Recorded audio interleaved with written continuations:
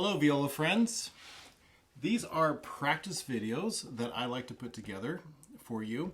And so on the very first one, I like to explain kind of the process of what I do, and then we'll kind of jump into it. I won't do this for every video. But these are going to be practice videos on Bizet Les Toréadors. Les Toréadors comes out of a suite of music that Bizet wrote for an opera called Carmen. It's one of his famous operas, and I'm sure you've heard of Carmen or heard bits and pieces of Carmen. So this is out of suite number one. There's actually two suites. A suite in this sense is music that was kind of culminated out of the actual opera, so that when you go to an orchestra concert, you can sit down and listen to the music, only the music without the singing, and just to hear the different melodies and pieces. And Bizet actually did not write these. There's I forget exactly who wrote them, but it was like 10 years after Bizet had passed away. So we like suites. Suites are fun to play, and they're enjoyable, and the Carmen suites are no different. So this is Les Toréadors, which depicts a scene with all of these fancy bullfighter type guys in a bar. So that's what it is. At any rate, that's what these are. And so we're going to go through them. Practice videos. So several things I want to talk to you about. First of all, that's what they are. They are practice videos. I live in a town with lots of trains, so you probably hear the train. So it'll be gone here in a moment. See, did you hear that? Okay. That's one thing is, these are practice videos. They're not performance videos. They're not perfect videos. That's nothing like that whatsoever. This is me practicing with you. And you having an opportunity to sit down and really practice with something that's going to, especially with work with a metronome. So you've probably been told many times, practice with a metronome. And you say, yeah, and then you don't do it.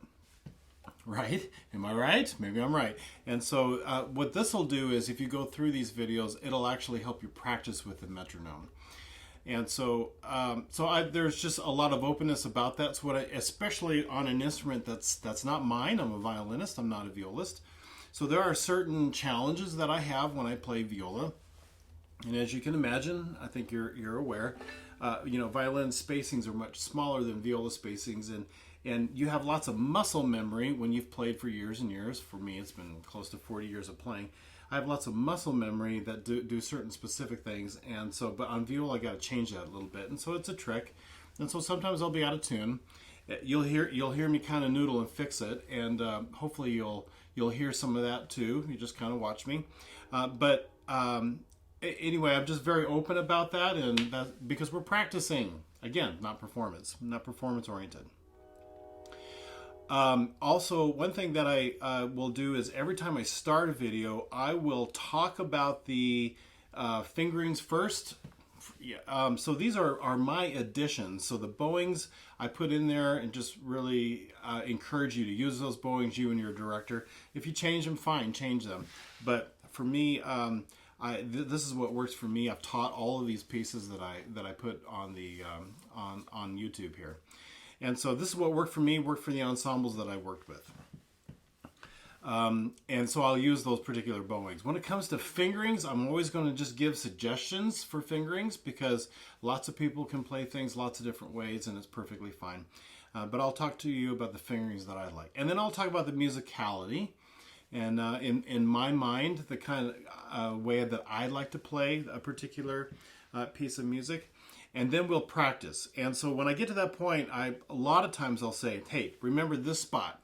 Because when you're done with the video, and then you go grab a sandwich, and then you want to come back and practice it again, you don't need to listen to all the introductory stuff. You've already done it. You've already marked your music. You've already put in fingerings. You've already kind of been through it once with me. And then so you can start the video again, and you just go right to the practice spot and practice again with me. I also will put those in the show notes if you can't remember exactly what they are. And so that way you can just go right to that spot and just practice along with me. All right? I think there was something else I wanted to say, but it'll probably come to me as we get going. All right, so does that all make sense? Very cool. Fingerings. So viola, you're really, there's nothing really tricky here. fingering wise, but there are some different ways of people that might play them. And so if you look at the third measure, it goes A, right? There we go, A, G sharp, F sharp, and then E. Now, I like to annotate music, so if I were you, you can see that I've already marked it up here on the part for you, but I encourage you to take your pencil and do the same. Mark your music, annotate your music. I don't expect you to memorize all of the fingerings. I don't expect you to memorize every single note that's in part of that key signature, because when I first sat down and kind of went through this, I played open G's. I'm like, oh, nope, there are G sharps. I pick up a pencil and I marked them. We all good musicians do this. We mark up our music, we annotate it. So that's one way of playing it, is to go 1-1, A, G sharp, scoot back up for F sharp, E, and then D. This is just really that bottom half of that D major scale. No, it's not. There's a G sharp in there. Sorry. G sharp, F sharp, E, and D. Okay? And that's what you want to wind up on, is that low D. That's one way of doing it. Another way of doing it is to play first finger A, G sharp, with a high fourth finger, F sharp, E, D.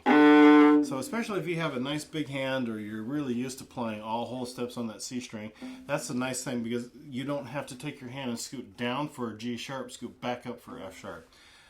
You're going to see me do the A, G sharp, scoot back up, F sharp, E, and D. And I probably should practice the high fourth finger, and maybe I'll do that a couple times too. Okay? That's all pretty simple. And then when you get to the measure 9, 8, 7, so I've got the D, and then I have G sharp, and then C sharp. There I'm going to encourage the low one, right? Because that's just a string cross from G sharp to first finger C sharp. And then scoot back up for E, and then A,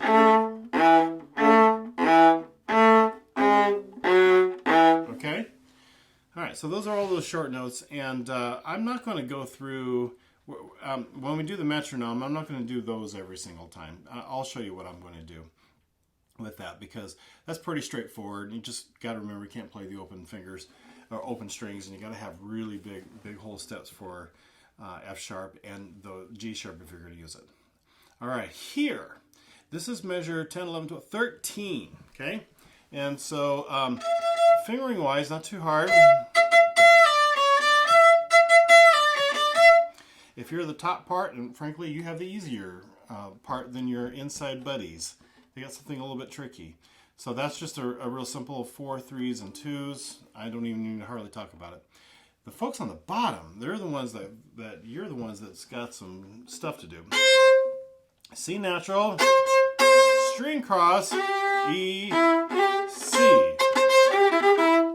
So you're going to have to do a string cross from C to G. What I'm going to encourage you to do is, when you do this, plant the second finger. It doesn't need to move at all, ever. It can just plant on a C. There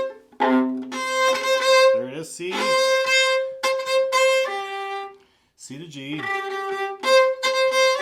E, G. See how my 2 never moves? Frankly, I don't even have to move my 1 either.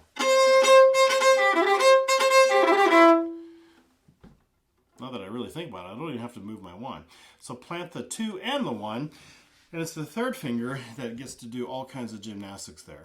So it's not that it's tricky, it's just that that's what you got to think about, and that way the fingers that move the less will be really able to really scoot and move along. Okay? All right. Musicality, fortissimo, it's the beginning of the piece. Nothing's hard. The little short notes that you've got in the 10, 11, 12, 13, 14, that kind of thing, it's going to go real fast. What you really need to be careful about is the first note, nice and short. Yeah. I did that wrong. I think I've been practicing that wrong too. That's a C natural, that second to the last 16th, because of the accidental that's earlier in that measure. But at any rate, short on beat 1, right? Right? Nice and short. Also in the measure before. If you make those long, you're going to wind up being... you're going to wind up dragging the whole thing. Okay? All right. I'm going to go back to the beginning. The tempo is 116. And we're only going to practice this beginning part really just one time. So here's the mark where I start practicing. 1, 2, here we go.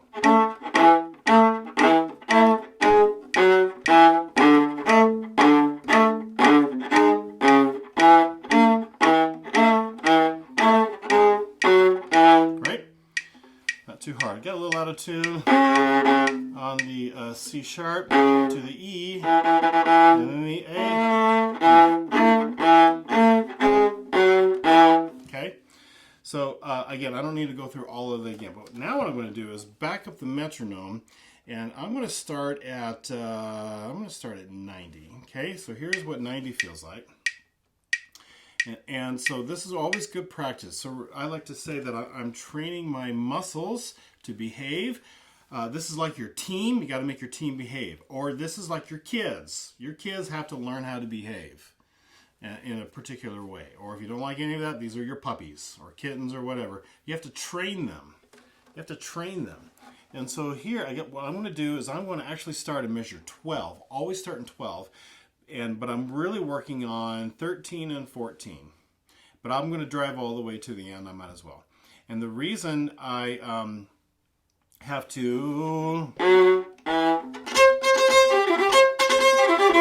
Okay. The reason why I have to fit in those two notes, because I got this up, and then string crossing up. And so I've got this really quick little up kind of thing that's very important that I put that into context, because I got a big string crossing and then I need to get going. And so what I like to say, it's sort of like pieces of a puzzle, putting things into context. If I started right on this, you might notice we could practice that, but then when I put it in context in rehearsal or something, I'll miss it. And it'll be frustrating. It's like, why am I missing it? Well, it's because you actually didn't practice the stuff that was before it and the stuff that was after it. Really important to put things in context, okay? So we're now, right here, this mark, I want to start 10, 11, this is going to be 12. And we're going to go 12 to the end. Here we go. Ready, go. 2, and. That's the top part. Here's the bottom part. Ready, go.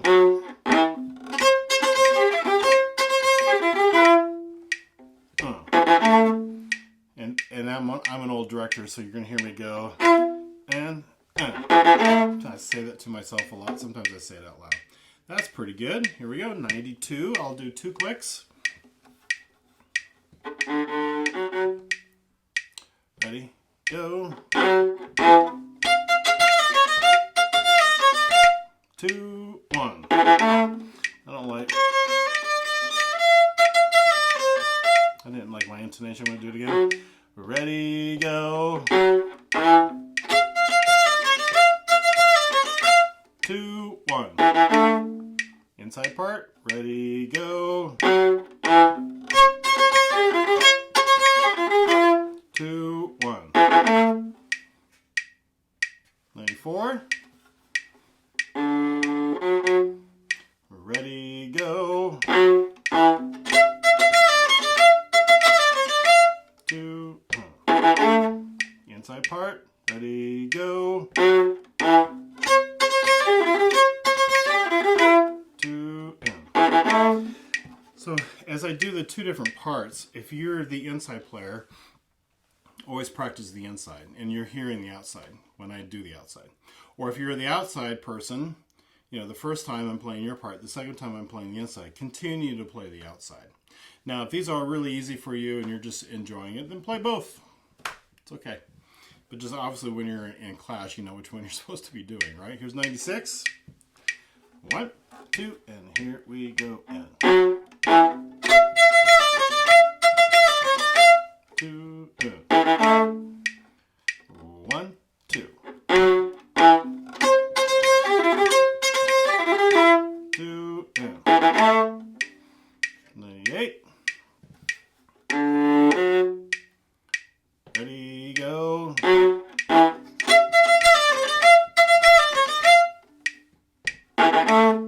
Inside. Ready, go.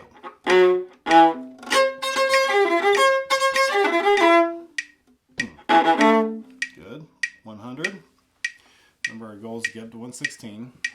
1, 2, here we go.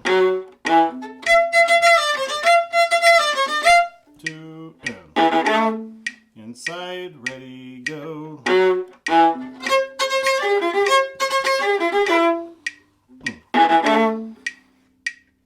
2, ready, go. 2, inside, ready, go.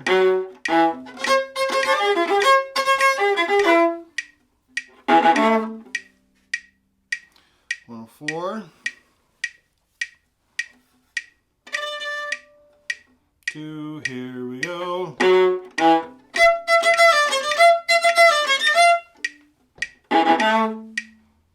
Inside, ready, go. I got distracted. I'm going to try that again. Sorry, my fault. Ready, go.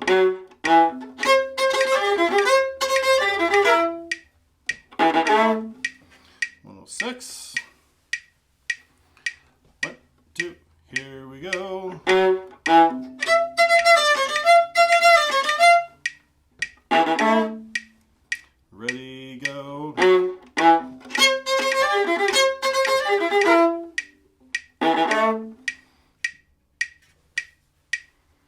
1, 2, here we go.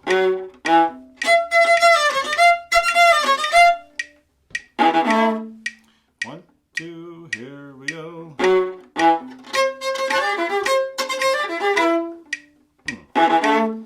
Getting better. 110. 1, 2, here we go. 1,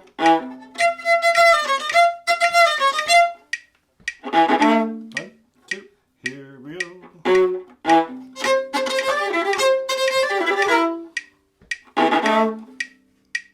And 12, getting there. Stretching. 1, 2, here we go.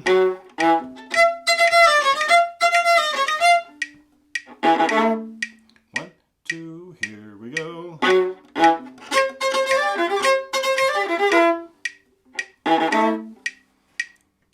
14. 1, 2, here we go. 1,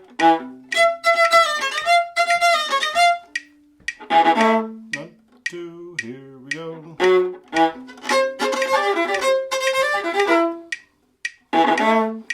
And tempo. We made it. 1, 2, here we go.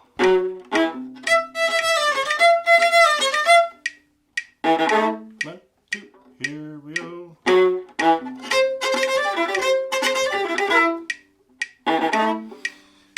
And it's always good to practice a couple times without the metronome. 1, 2, here we go.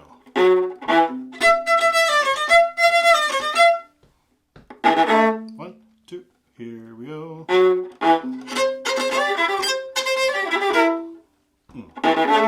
Now, in my own practice, I would need to do that bottom line a little bit more to get a little bit better of a, just a little bit cleaner on that string crossing, because it is quick, isn't it? See, that was pretty good. But I would work a lot harder on being much cleaner there. All right? And so that's a practice video. So now, when you notice, I'm not going to do all the eighth notes, or all the eighth notes with 8 rests, because I'm sure you guys will be fabulous about that, unless there's some real tricky fingering that I want to explain. But I'm really just going to find spots like this measure, what is it, 12, 13, 14, whatever, the quick 16th, that kind of stuff, okay? All right, so I will see you later, and you have a great day. Oh, don't forget, subscribe to the channel. It really helps me. And of course, watch the videos. That helps as well. All right. Take care.